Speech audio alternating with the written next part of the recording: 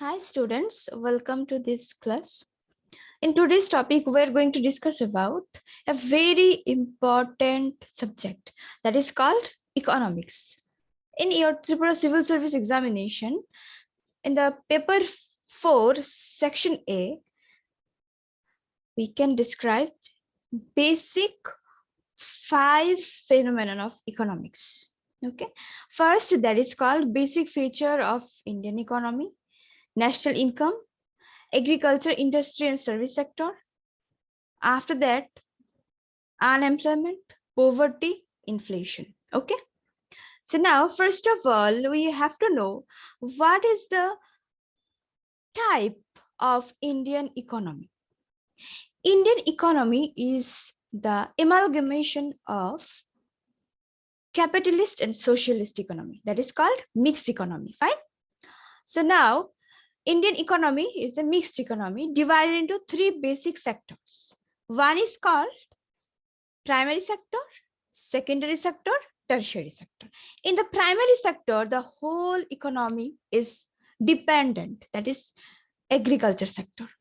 Total 17% of the GDP India is occurred from this agriculture sector. According to 2014 CSO data, total 47% people are directly and indirectly dependent on agriculture sector. That is primary sector, right? Okay. In the secondary sector, that is called what? Secondary sector is nothing but it is called a manufacturing sector, industrial sector. Okay. And tertiary sector, that is service sector. So now, basic feature of Indian economy we are going to discuss. See, the basic feature of Indian economy depends on so many factors. Okay. First, that is called low per capita income. According to CSO, the per capita net public income of India at present, that is 2020-2021, base year was 2011 and 12, was rupees 86,659. Heavy population pressure, that is also a factor of Indian economy.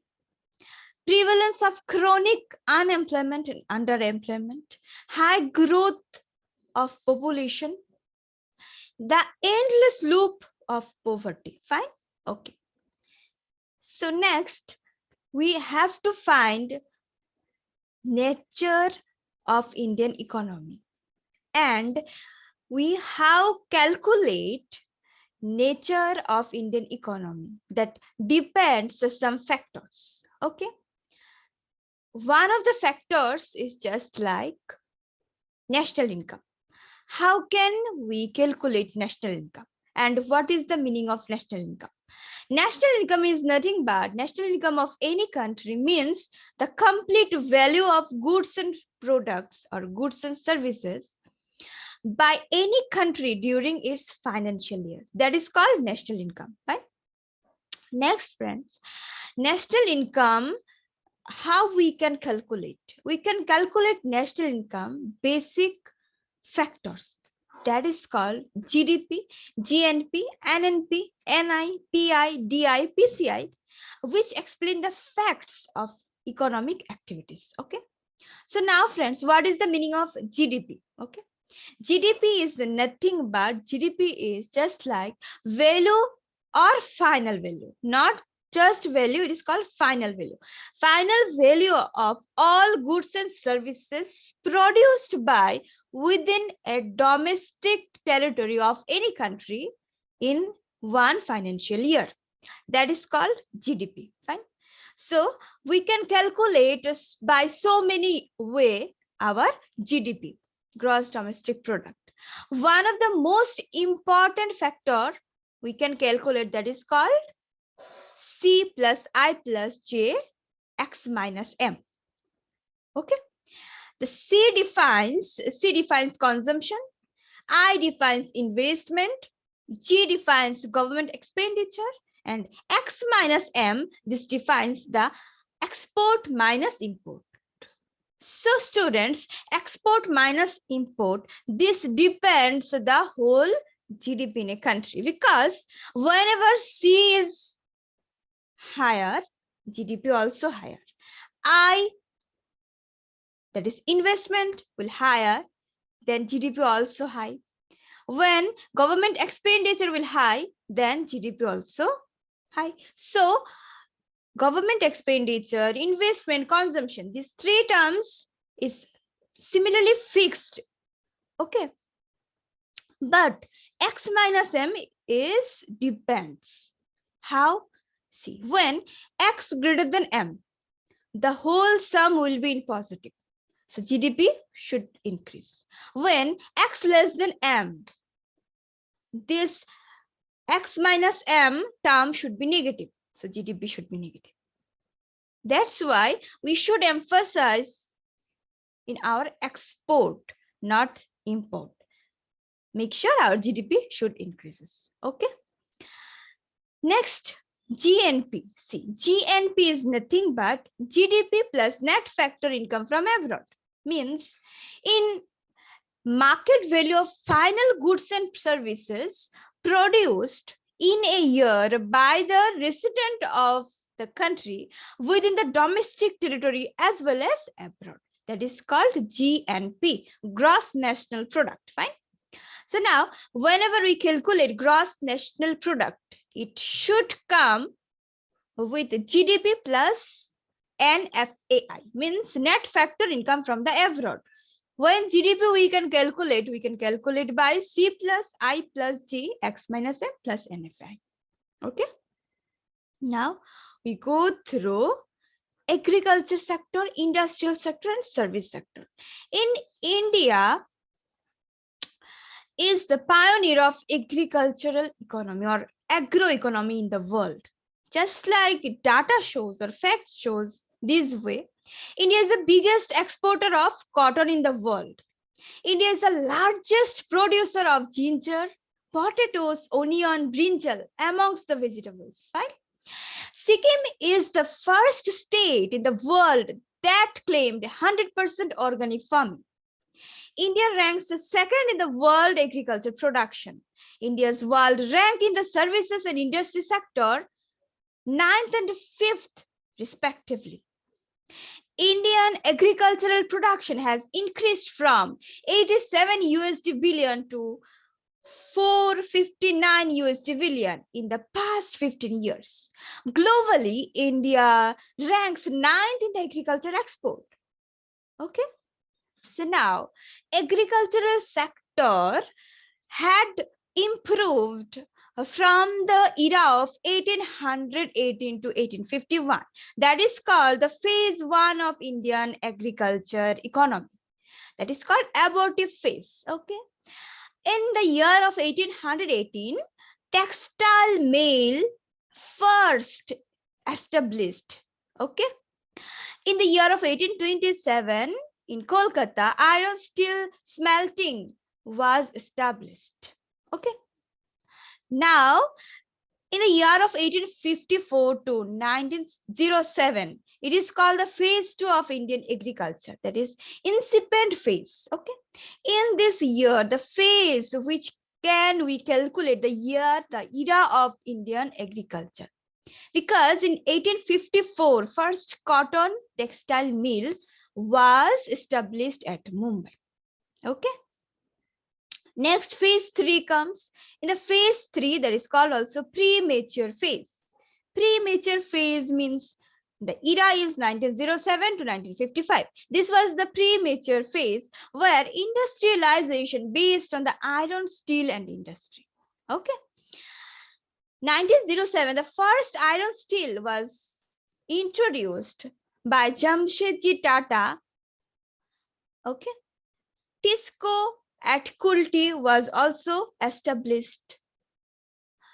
Vishveshwarya steel plant at Bhadravati, Karnataka was also established. So this era is also the symbol of industrialization. Now, phase 4, that is called early mature phase, means second 5-year plan. In that phase, the industrialization was introduced by the amalgamation of 3 countries. One is called USSR, second is UK, third is Germany. Okay. Some steel plants, steel mills at Vilai was established with the collaboration of USSR in 1954. In 1959, collaboration of UK steel plant was introduced in Durgapur. Okay. In 1959, collaboration of Germany and India established steel mills in Raurkela. Okay. So now, third five-year plan. In the third five-year plan started from 1961 to 66. This plan emphasized on the industrial diversification and expansion of existing industries. Okay. The plan holiday was also introduced in the year of 1961 to 66. That is third five-year plan.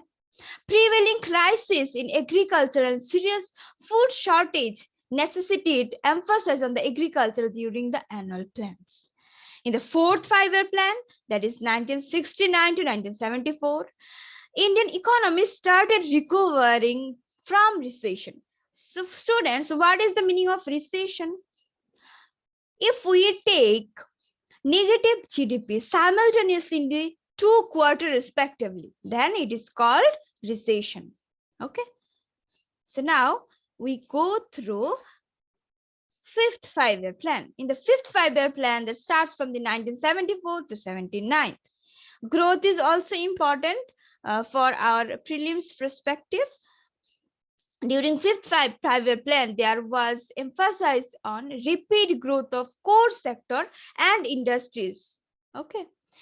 SAIL was constituted in 1973. Drug manufacturing, wool refining, pharmaceutical industry, heavy engineering industry was introduced in the fifth five-year plan. Fine. Okay. Next, sixth five-year plan that starts from the 1980 to 85. Okay.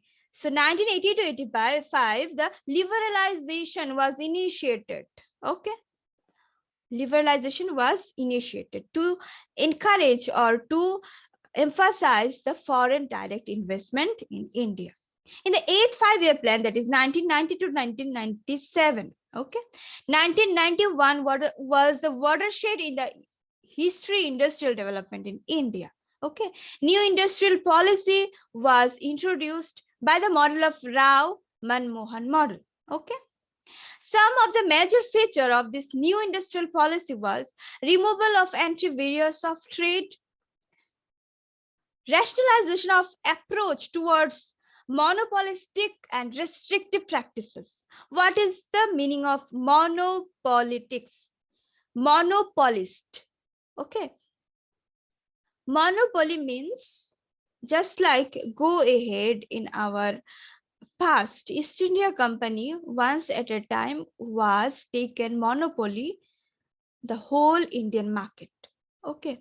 Without East India Company, there is no company existing at once upon a time. That is called monopoly, creation of monopoly. Liberalization, foreign and import policies. FERA, that is Foreign Exchange Regulation Act, was replaced by FEMA, that is Foreign Exchange Management Act, in the year of 1990 to 1997, that is 8th five-year plan. 8th five-year plan witnessed the growth in multinational companies, automobile and telecommunication sector also. In the 9th five-year plan that started from 1997 to 2002, during the 9th five-year plan, there was full current account convertibility was Indian rupee. Okay. Capital account convertibility become partial and there was the complete transfer of the Foreign Exchange Regulation Act to Foreign Exchange Management Regime. Okay. Now, we just go through the 9th five-year plan that is started from the 1997 to 2002. In that plan, current account convertibility of Indian rupee has been established and FERA to FEMA transformation was occurred. Fine. Next, we just go through the concept of poverty. So first of all, we have to know what is the meaning of poverty line. Poverty line is nothing but it is the levels are defined as the level of income or spending below which it is reasonable to conclude that someone is poorer than the rest of the society. The recommendation of Tendulkar committee proposed a poverty level of rupees 29 per person per day in urban areas and 22% per day in rural areas, which is very less nowadays. So there are two reasons for choosing poverty line. First, for the social security issues, providing government expenditure to the poorer people, create policies that are tailored to the needs of the poorer. Okay. So poverty estimation in India. There are so many ways India took poverty estimation method, but according to Niti Aayog task force using data from the National Sample Survey Office under the Ministry of Statistical and Program Implementation, calculate the poverty line. Okay. Poverty ratio, which is the ratio of the numbers of poor to the total population, started as the percentage. Okay. It is also known that referred to as the head count ratio. Okay. There are so many committees had introduced to define poverty line. One is called Alag Committee. It was established in the year of 1979. A poverty level based on an adult's daily calorie requirement of 2400 and 2100 calories respectively in rural and urban areas. Fine. Okay, so now next Tendulkar committee comes 2009 and Rangarajan committee comes 2014, which is also very important. According to Rangarajan committee report in 2014, the poverty line is set at rupees 1407 per capita in urban areas and rupees 972 in rural areas monthly consumption. Fine. Causes of poverty. See, there are so many causes.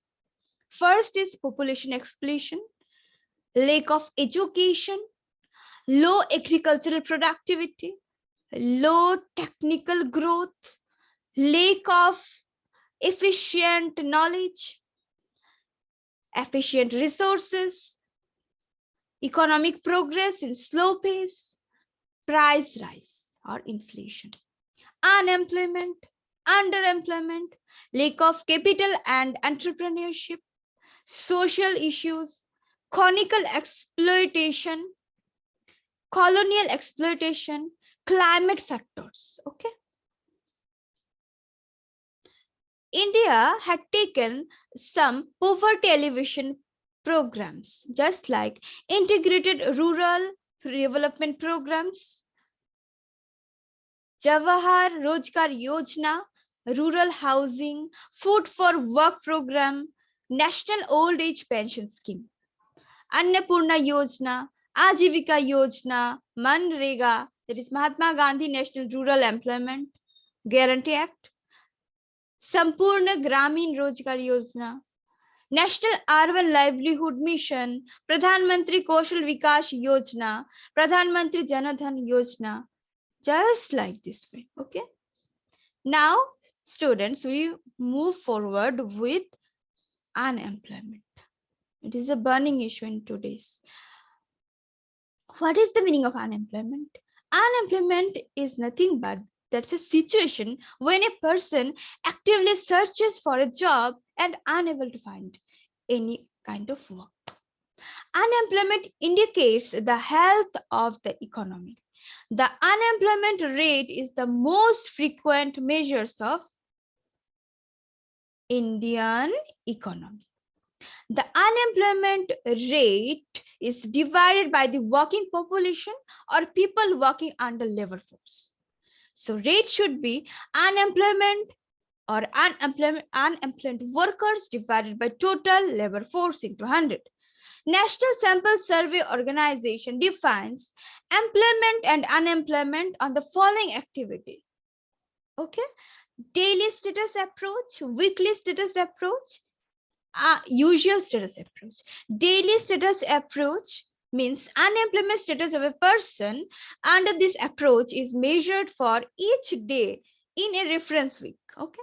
Weekly status approach means what? This approach highlights the record of those persons who did not have gainful work or were unemployed even for an hour of any day of the week preceding the date of the survey. Fine. Okay. Next, unusual status means this gives estimation of those persons who were unemployed or had no gainful work for a measured time during the 365 days. Okay. Now, types of unemployment in India. There are so many types of unemployment in India. First is called disguised unemployment. Disguised unemployment is what? This type of unemployment where people employed are more than actually needed. Disguised unemployment is generally traced unorganized sector. In India, there are 92% employed in the unorganized sector. Only 8% people dependent on organized sector. So we should emphasize on the unorganized sector. Okay. Structural unemployment. This employment arises when there is a mismatch between the worker's skill and availability of the jobs in the market. Okay. Many people in India do not get matching their skills. Due to lack of required skill, they do not get jobs because of poor education level, lack of infrastructure, etc., etc. Okay. Seasonal unemployment means that situation of unemployment which people do not have work during a certain season. Okay. Next, causes of vulnerable unemployment. Okay. People are deemed unemployed or underemployed within vulnerable unemployment means people are employed informally. Okay. Without proper contracts, without proper records, that is called vulnerable unemployment. Then technological unemployment means this situation when people lose their jobs due to advancement in technologies. In 2016, the data of World Bank predicted that the proportion of jobs created by automation in India 69% year on year. Okay. Cyclical unemployment means unemployment caused due to the business cycle where the number of unemployed heads rises during the recession and declines with the growth of the economy. Cyclical unemployment figures in India are negligible. Frictional unemployment means what? This is a situation when people are unemployed for a short span of time while searching for a new job or switching between jobs. Okay, switching between a new job, there should be a certain gap between two jobs, that is called frictional unemployment. Fine. Okay, so causes of unemployment is what? We know that. Okay, large population, lack of vocational skills programs, low level education, then low salary, legal complexities, inadequate state support, inadequate growth of infrastructure, low investment, lack of manufacturing sector. Okay, now friends, we go through inflation. Inflation refers to the rise in the prices of most of the goods and services daily. Okay, that is called inflation. Price rise. Okay. So how can we control inflation and what is the basic phenomenon or cause of inflation? When money increases in the market, then inflation increases. When money decreases in the market, then inflation decreases. So inflation measures the average price change in a basket of commodities and service over time. According to RBI, there should be 4 ± 2 range of inflation we should get. So there are so many factors how inflation and deflation controls in government sector also by budgeting, and in RBI and banking sector also by its monetary policy, qualitative tools, quantitative tools. Hmm. So moderate level of inflation is required in the economy to ensure the production is promoted. Okay. In India, inflation is primarily measured by two main indices. One is called WPI, wholesale price index, and another is called CPI. Okay, consumer price index. The retail inflation rate measures by the CPI, consumer price index. According to the data of NSO 2022, there is 6.07% CPI we are having right now.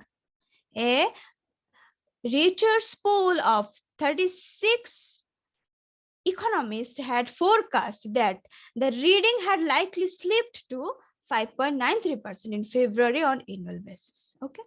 So now CPI and WPI, always we take CPI is greater than WPI. Okay. Wholesale price index should be less than in comparison to consumer price index. So it is just a glimpse, just an overview of paper 4 section A, friends.